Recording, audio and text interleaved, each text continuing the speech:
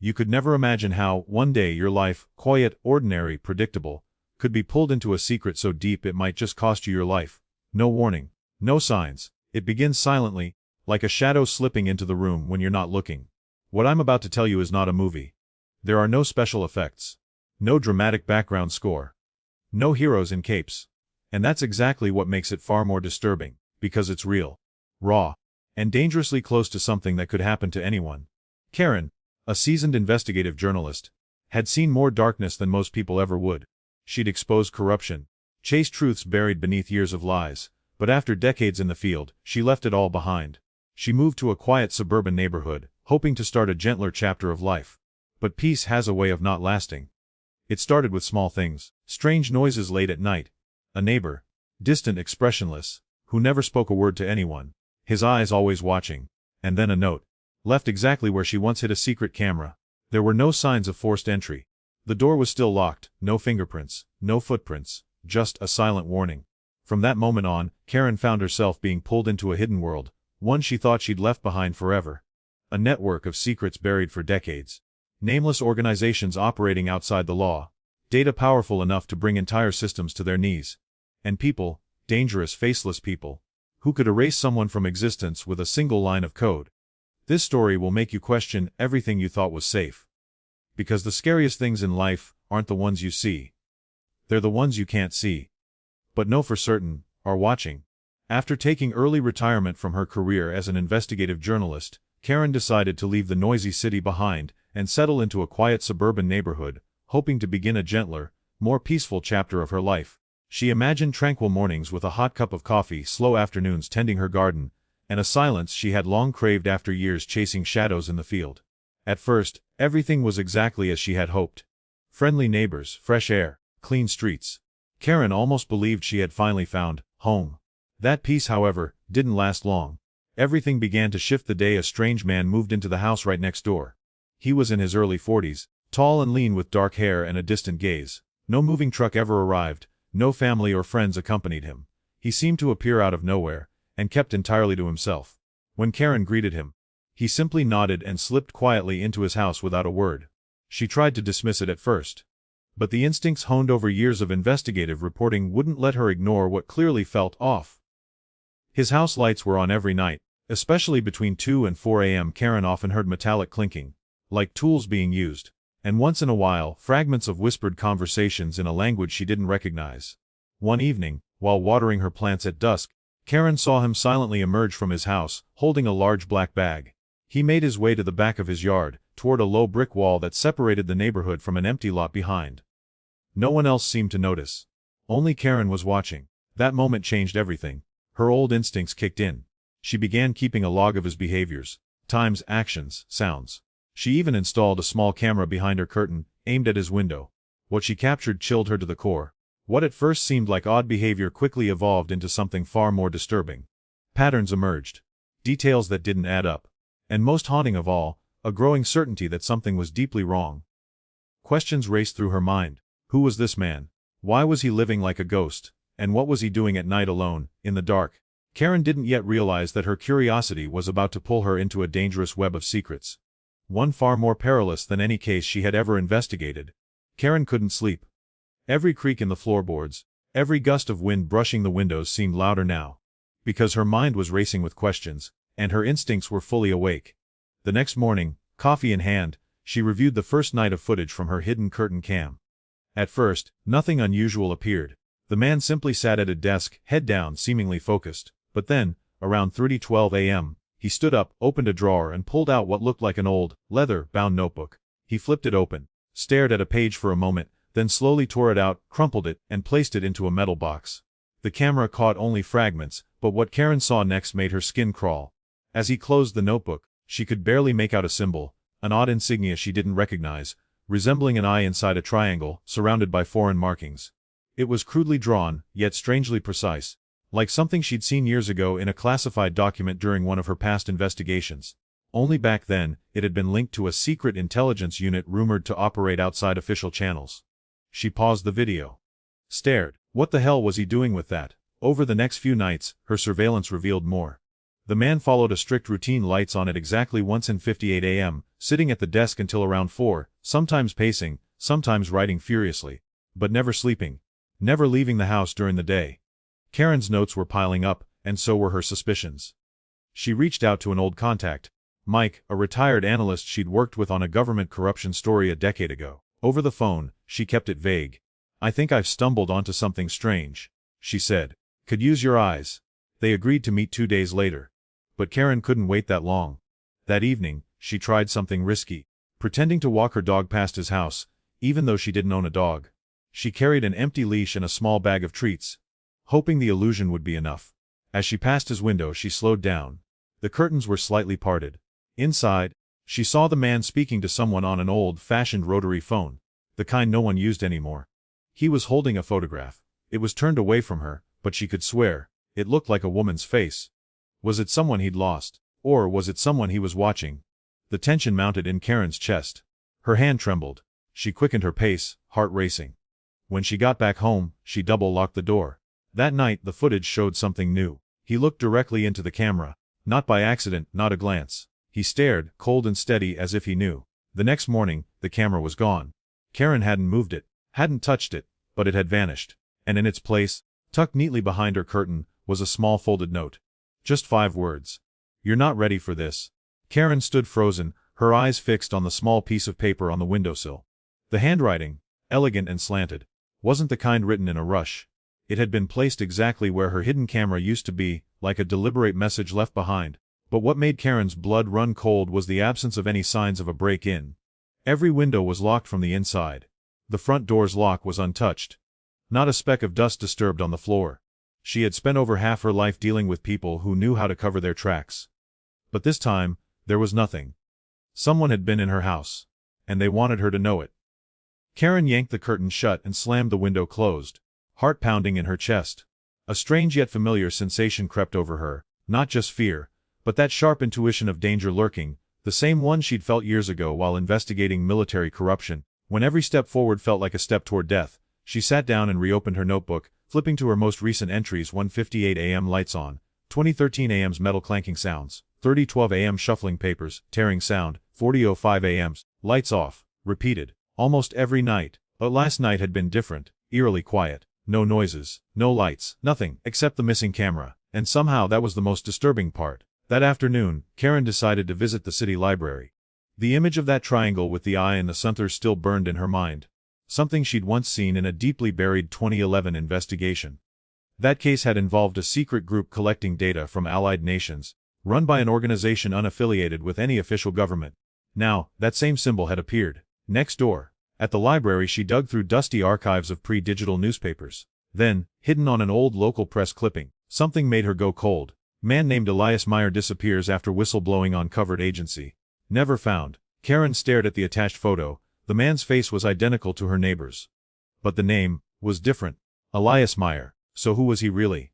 And why was he here under a new identity? As she left the library, her phone rang. It was Mike.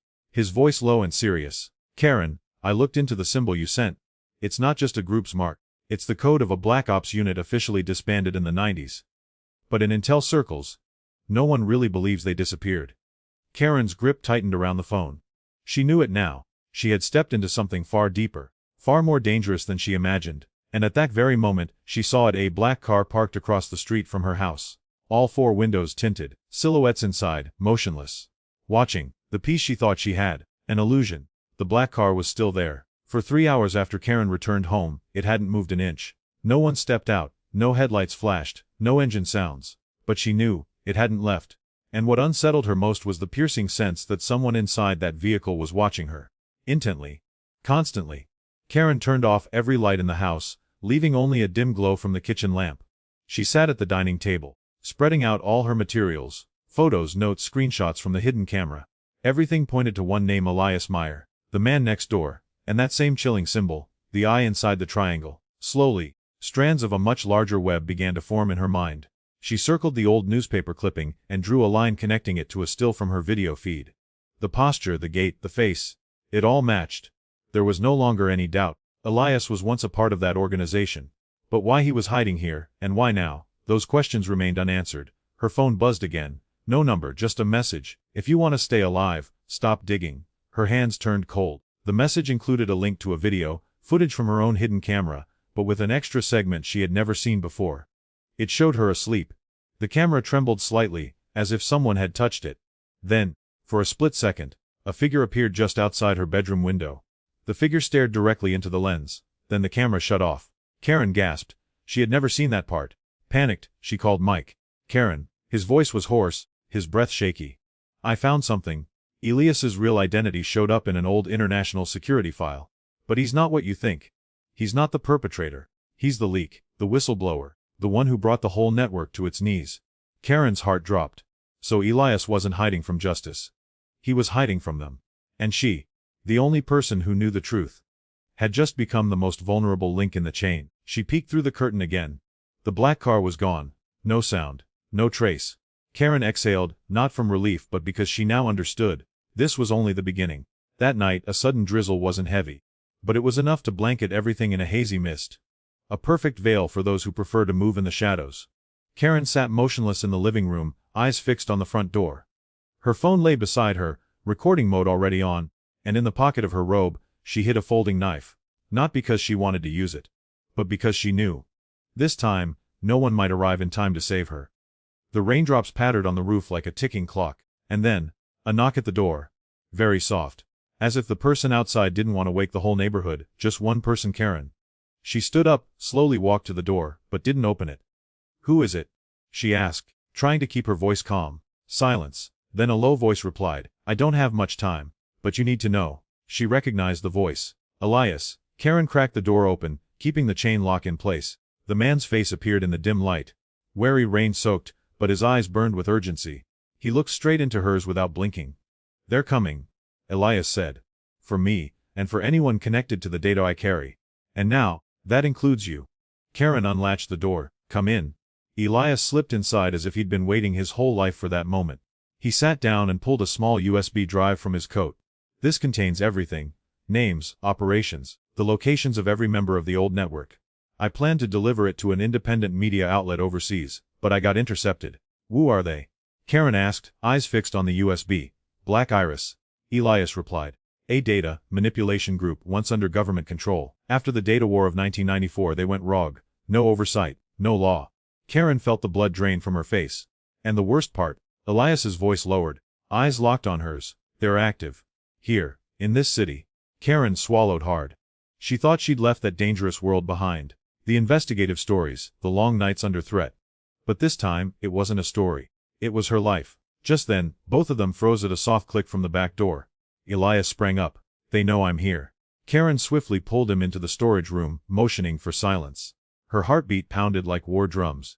The back door creaked open, light spilled in. A shadow moved down the hallway. Elias whispered. They're not here to threaten anymore, Karen. This time, it's to eliminate. Karen tightened her grip on the knife. The peace she once pursued had become a prison. And this house might be the battleground where she would have to fight to survive. Karen held her breath. She could hear the footsteps, slow, deliberate. These weren't the shuffling steps of a petty thief. No, this was someone trained to move silently, yet intentionally loud enough for someone inside to know they're here. Elias pressed his back to the wall, eyes fixed on the narrow crack between the storage room door and the hallway. His face wasn't panicked. It was the face of someone who had escaped death before. But Karen knew that kind of calm only lasts a few minutes unless there's a solid plan. Is there a way out back? Elias whispered. Karen nodded, whispering back, through the basement hatch. Leads to the old garage. But it's locked from the inside. What kind of lock? 4-digit combination. Elias muttered a sequence under his breath, then looked at her. Get ready. Karen quickly moved to the corner of the room, lifted the old rug, and revealed a small wooden hatch in the floor. As she knelt down to spin the dials, Elias cracked the door open ever so slightly, peeking out. Then shut it gently again. 3 of them, he mouthed. The hatch clicked open. They slipped through, descending a narrow wooden staircase into the musty darkness below. Above them, the sound of the front door opening rang out.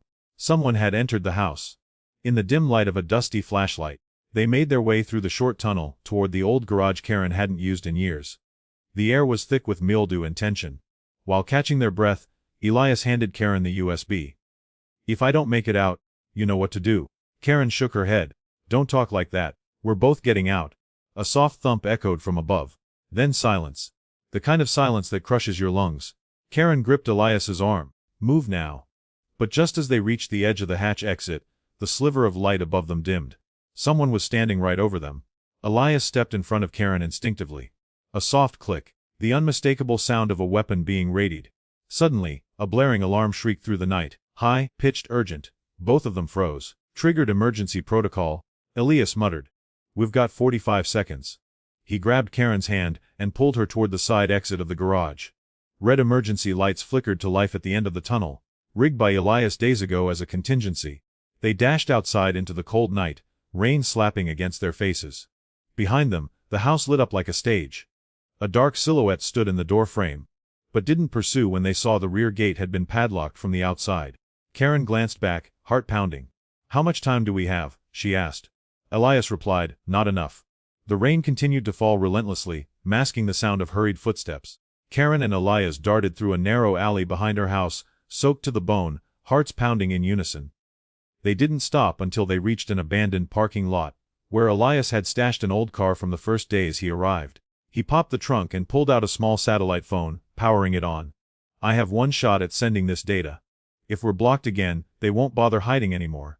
They'll come, armed, direct, and merciless. Karen climbed into the passenger seat, still gripping the USB stick as if her life depended on it. Who are you sending it to? An old contact in Geneva. An independent journalism group. They helped me back in the 2009 leak. If I can get this to them, at least a piece of the truth will see the light. The engine roared to life, and the car rolled into the thick darkness. The city remained awake, but Karen knew most of what was happening in the shadows.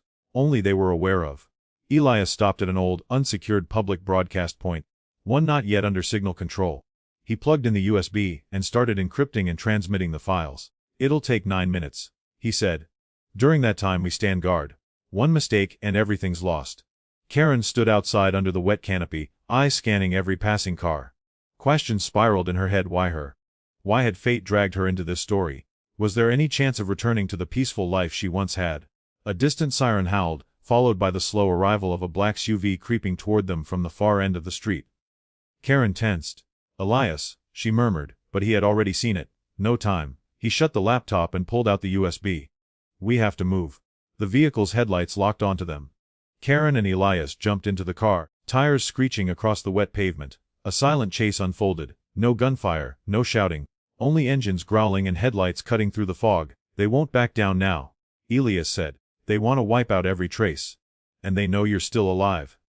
Karen checked the rearview mirror. The SUV was gaining fast. We need to mislead them. Elias's eyes lit up. There's an old tunnel, used as a wartime shelter. If we make it there, I can reroute the rest of the data through a backup line. And after that? He didn't answer. Karen understood. They wouldn't both make it out. One of them would have to stay behind to buy time. She gripped the steering wheel tighter. Now it wasn't just about survival, it was about surviving so the truth wouldn't be buried. And so those who thrived in the shadows would no longer be safe in silence. The car skidded onto a narrow dirt path leading into the forest. Once a wartime shelter zone, now overgrown with moss and rusting warning signs. The tires slid slightly in the mud before stopping in front of a decaying iron door almost hidden by vines. Elias jumped out first and pulled at the heavy metal. Karen joined to help. With a harsh creak, the door opened, revealing a pitch black tunnel with the faint scent of rust and damp earth. Inside, cell signals vanished entirely, but Elias had another way. They wound through narrow passageways until reaching an old technical outpost, where a portion of the wiring still showed signs of life. I need 5 minutes to set up a satellite side channel, Elias said, plugging in the USB and booting up his laptop. Karen stood at the door, breath fogging in the cold air. No more rain, just silence, thick and heavy, like the air before a storm. And that unmistakable sensation they weren't alone anymore. A sound echoed, footsteps, slow, deliberate. The dim bulb at the end of the tunnel flickered. They found us, Karen whispered. Elias didn't look up. 3 more minutes. Karen clutched the folding knife tighter. From the end of the corridor, a man emerged. Tall, wearing a black raincoat, face obscured by shadow. Hand over the drive, and you can both walk out, he said, voice low and robotic. Karen didn't respond. She stepped back, signaling Elias to hurry. No one needs to die, the man added, taking another step. I follow orders. But I won't hesitate if you get in the way. A soft ping came from Elias's laptop. Upload complete, he exhaled. Everything's in Geneva now. We just have to. A gunshot rang out. Elias dropped, a bullet grazing his shoulder. Karen screamed, lunging forward. The man advanced quickly, drawing a second weapon.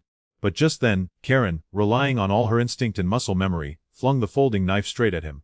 It didn't kill, but it was enough to throw him off. Elias, bleeding and desperate, kicked over a sparking power column. Instantly, the tunnel plunged into darkness. Only breath, footsteps, and the ringing of metal on stone. Karen grabbed Elias, pulling him up. Move.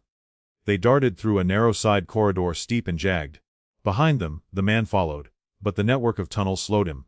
They crawled through a final exit chute, emerging into the edge of the woods where the first light of dawn cut through the trees.